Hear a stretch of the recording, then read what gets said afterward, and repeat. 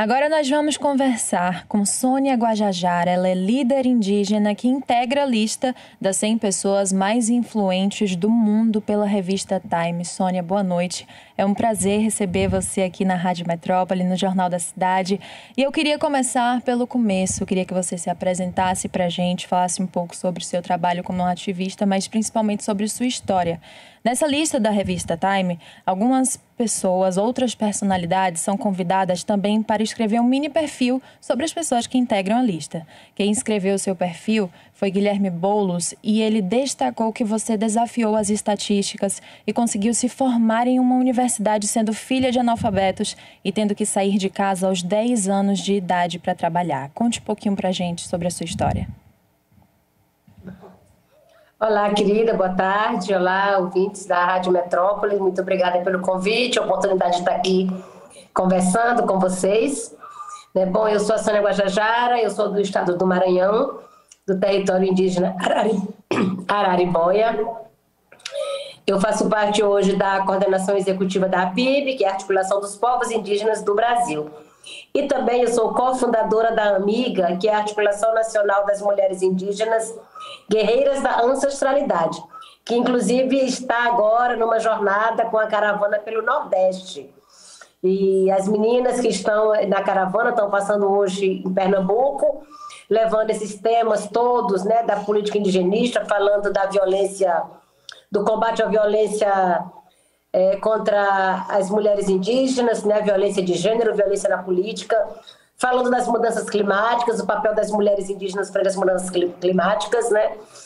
E com esse, né, com toda essa participação coletiva que a gente recebe esse reconhecimento como resultado, né, de todas essas ações que a gente vem fazendo aí em prol dos direitos indígenas, dos povos indígenas, dos nossos territórios, né, do meio ambiente, e também fazemos uma luta contra essa desigualdade que assola o Brasil. Então, eu venho do estado do Maranhão, hoje eu estou residindo em São Paulo, mudei recentemente para que a gente possa, né, colocar aí mais um projeto dos povos indígenas, que é aldear a política. Em 2022, nós estamos com esse propósito de eleger uma bancada indígena. Sim, muito especial. Essa lista saiu na última segunda-feira, não foi, Sônia? Eu sei que tem pouco tempo, mas o que é que já mudou?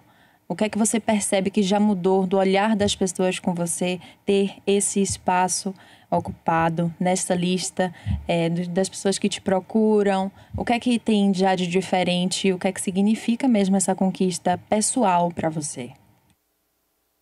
Bom, na verdade, é um reconhecimento que se soma a tantas outras ações que a gente vem fazendo também para que as pessoas enxerguem os povos indígenas, para que as pessoas deem esse espaço de fala, né? Afinal de contas, a gente não está mais em tempos de sermos representados, né? Nós queremos ser os representantes da nossa própria história.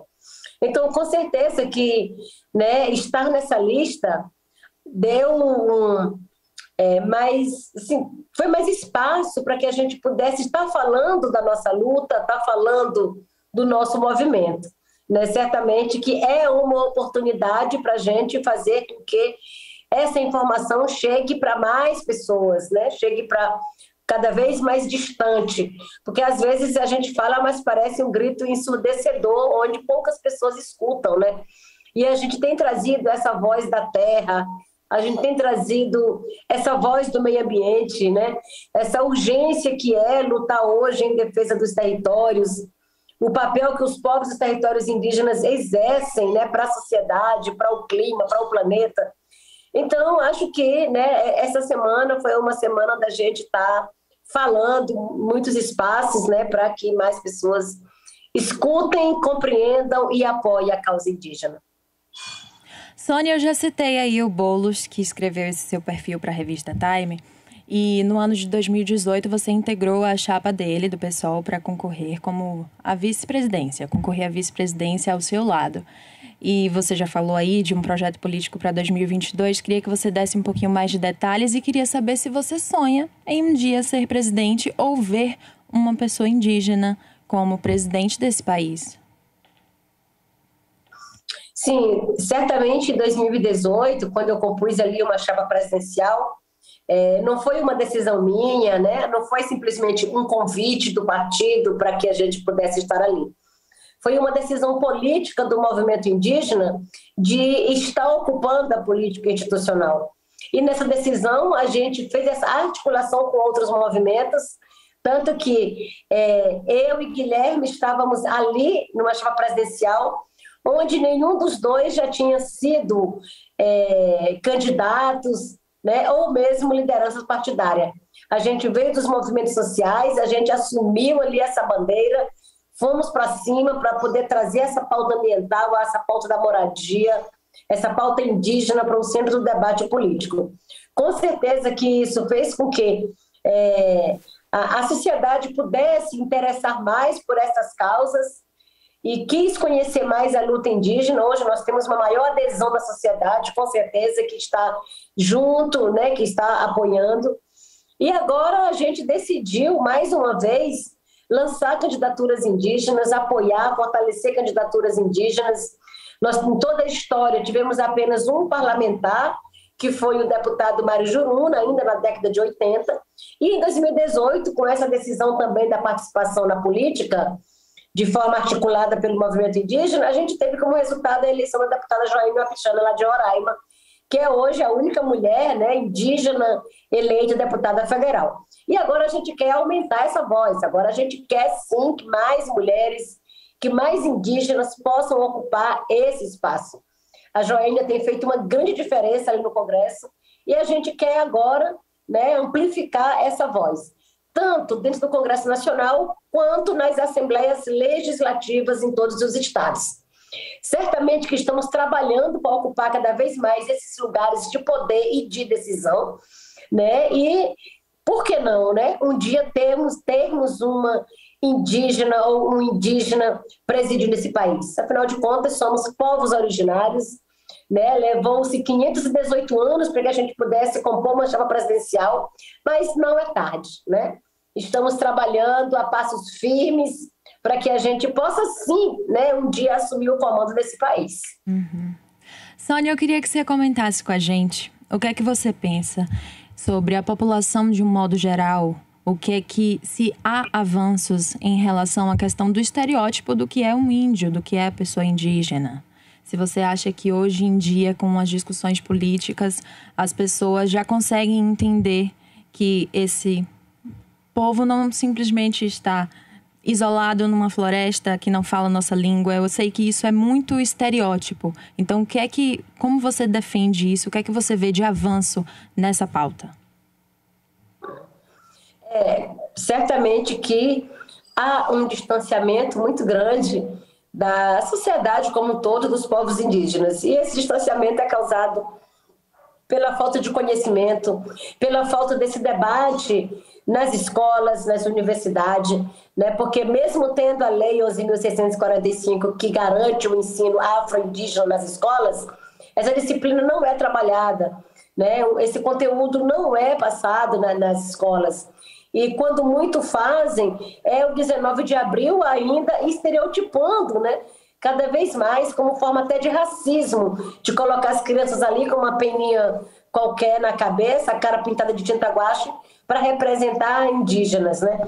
E isso eu acho que já está na hora de acabar, está na hora de superar essa fase, né? É inadmissível que os professores continuem reproduzindo ainda, né, essa ideia equivocada para as crianças. É importante trazer a pauta indígena, o debate indígena para as escolas, né? O indígena hoje, o indígena presente, como é que é a realidade indígena, quais as nossas principais lutas, quais os nossos direitos que existem na Constituição e que não são implementados, né? Então é muito importante que a gente supere essa fase e só vamos acabar de vez com esse distanciamento a partir da inclusão desse debate nas escolas. Então, eu estranho muito quando eu vou nas universidades falar e eu vejo que as pessoas ainda se surpreendem com a nossa presença ali e a nossa presença causa esse estranhamento ainda por parte da maioria da sociedade, né? Então, muita gente ainda entende indígenas como aqueles que estão lá na Amazônia, aquela coisa bem distante, né? há aqueles que ainda pensam o indígena como lá em 1500, né? Então é importante que a sociedade entenda que hoje no Brasil nós temos pelo menos 4 níveis de contato, né? Nós temos os indígenas que têm 400, 500 anos de contato, como é o caso do próprio Nordeste brasileiro, né? A Bahia, que foi aí os primeiros a serem impactados com as invasões, né? Com a invasão de 1500, que tem todos esses 5 séculos já de contato com a sociedade europeia, inclusive, né? Que foi quem chegou aí, né? Já violentando. Nós temos aqui o povo Guajajara, o meu povo, que tem já 400 anos de contato e que a gente mantém muito viva ainda a nossa língua, nossos rituais, nossas festas, né? Mas nós temos os povos que é de recente contato, que tem apenas entre 30 30 anos a 100 anos de contato com a sociedade não indígena. E ainda assim não tem muita aproximação com a cidade.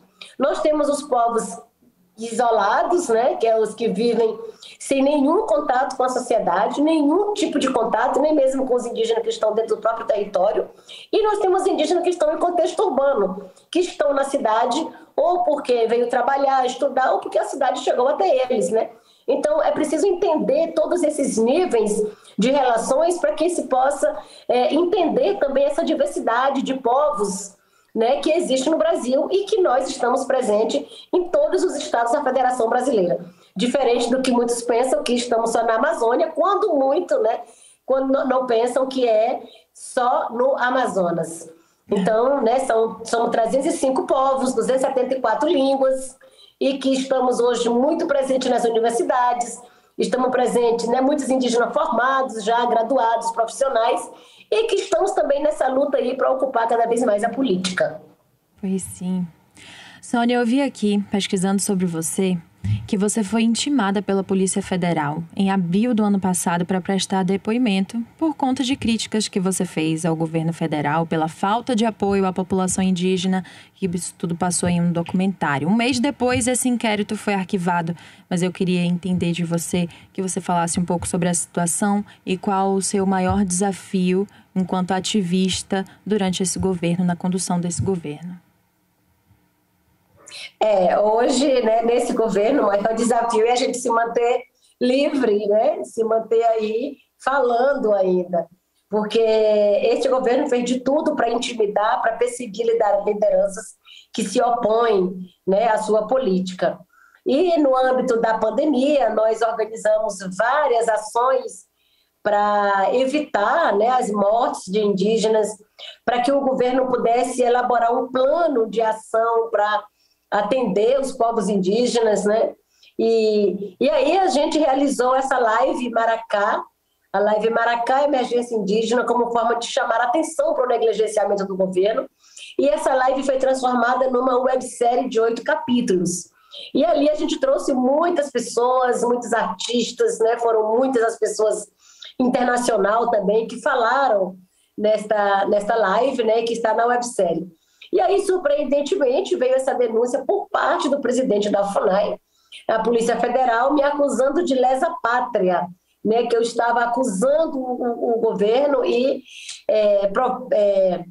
prejudicando a imagem do país. Imagina só, quando a gente fez uma luta para proteger vidas, a gente foi denunciada, né, por crime de lesa pátria. Né? Lesa pátria é quem não cumpre sua responsabilidade, quem não cumpre o dever institucional de proteger os povos. Né? Então a gente entrou, claro, rapidamente com uma representação, né, na Polícia Federal e a própria Polícia Federal, né, foi muito rápido, entrou em contato, que assistiu a live, assistiu a websérie e nada encontrou ali que pudesse caracterizar um crime. E aí esse processo foi arquivado, mesmo antes que eu pudesse ser chamada para prestar o depoimento. Sônia, boa noite. Agora é James falando aqui.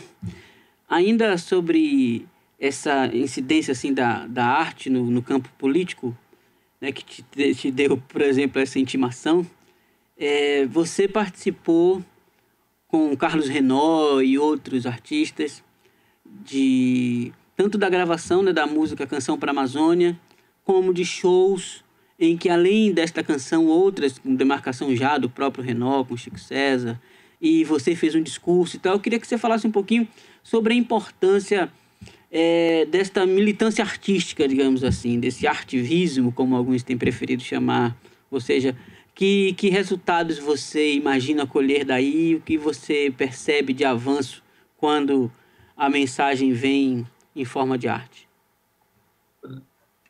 Não, com certeza nós temos conseguido articular muitos artistas, né? É muito ativismo que está engajado também nessa luta.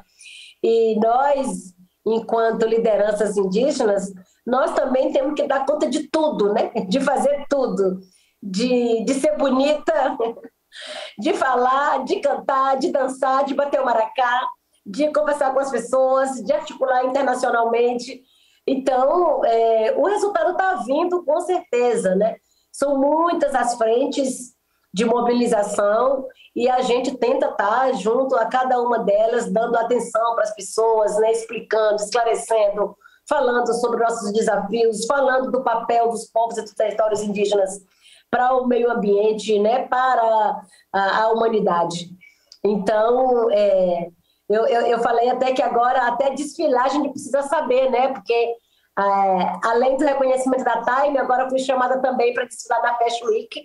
E eu vou estar lá na Fashion Week em São Paulo, no dia 2 de junho, né? Como uma forma também de mostrar a nossa política, mostrar a nossa cultura, né? A nossa presença, que precisa estar em todos os lugares, né? Então, são desafios, mas também nós estamos conseguindo quebrar muitas barreiras para que a gente possa ser enxergado na sociedade, né? E quando a gente busca ser enxergado, não é somente para estar nas capas de revista e muito menos para estar em holofotes, né? Mas é exatamente para chamar atenção para essa luta que é tão urgente, que é tão necessária para a gente manter a vida no planeta, né? Se nós indígenas somos apenas 5% da população mundial e protegemos 82% da biodiversidade que está viva, protegida no mundo todo, né? Então, é importante proteger os direitos. E para proteger é importante que a sociedade conheça o papel, né? O que a gente faz. E se esses direitos dos povos indígenas estão ameaçados, essa biodiversidade também está. E se essa biodiversidade desaparecer, né, todo mundo também está em risco. Então, é muito importante que a gente esteja mesmo nesses espaços, né, da arte, do ambientalismo, né, do ativismo pelos direitos humanos, né, da cultura, para que a gente possa, de fato, conscientizar a humanidade e salvar a Mãe Terra. Sônia, um beijo. Muito obrigada por participar aqui do Jornal da Cidade na Rádio Metrópole. Foi um prazer receber você e até a próxima conversa. Bom Valeu, desfile, querida. Tchau, tchau. Obrigada. Tchau.